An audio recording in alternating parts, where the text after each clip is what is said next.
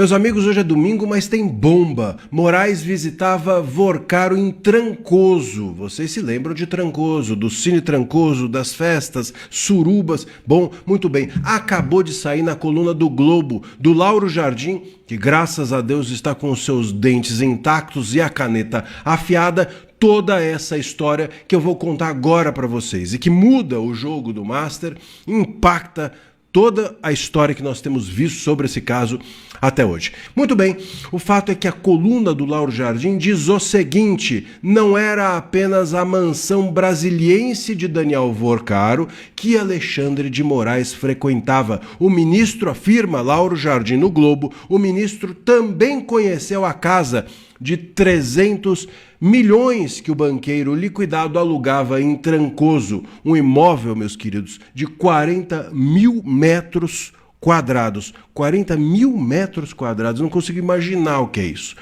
12 suítes, 5 bangalôs e muito, diz o Lauro Jardim, e muito, muito mais. E aí entenda-se o que você quiser. Olha, é o seguinte, primeiro que a gente não está aqui fazendo fofoca, esse dinheiro era seu, seja porque o Vorcaro fraudava, seja porque ele corrompia autoridades públicas que eram pagas com seu dinheiro.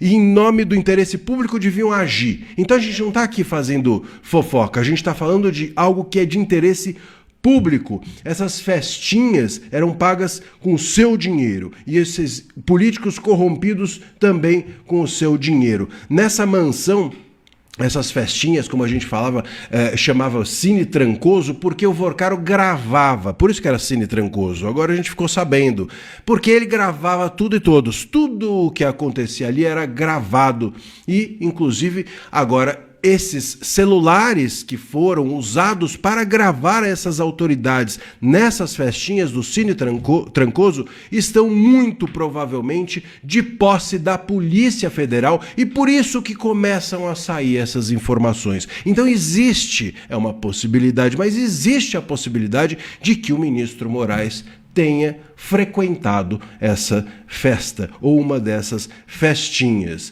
Bom, o Vorcaro, inclusive, gravava para chantagear os políticos, como eu já mencionei. Essas festinhas repletas de caviar, enfim, ucranianas, modelos, russas, croatas, suecas, dinamarquesas, importadas, sem falar uma palavra em português, para não entender as negociatas que ali ocorriam, elas participavam e...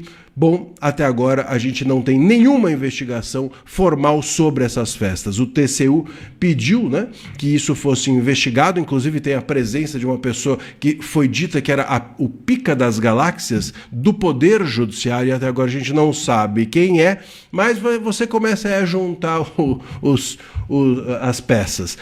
E o fato é que a gente tem agora um conteúdo explosivo. Se o Moraes participou de Trancoso, é necessário que a gente entenda que se ele estava ou não envolvido nessas festas. E se ele estava envolvido nessas festas, é preciso entender, primeiro, o que ele estava fazendo lá.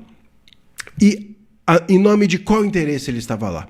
E se houve algum tipo de postura do próprio Vorcaro, no sentido de gravar o ministro, é preciso, não que a gente veja, mas é preciso que a gente saiba como isso foi usado e de que maneira isso foi utilizado para eventualmente buscar até mesmo corromper a justiça e corromper o ministro e corromper o judiciário. Isso é muito grave, é isso que a gente precisa entender e é isso que precisa ser explicado e ainda não foi. O Moraes, meus caros, juntando possível crime de corrupção passiva, juntando possível advocacia administrativa, juntando essas possíveis festas agora. Olha, ele já caiu, o Moraes já caiu, ele só ainda não sabe.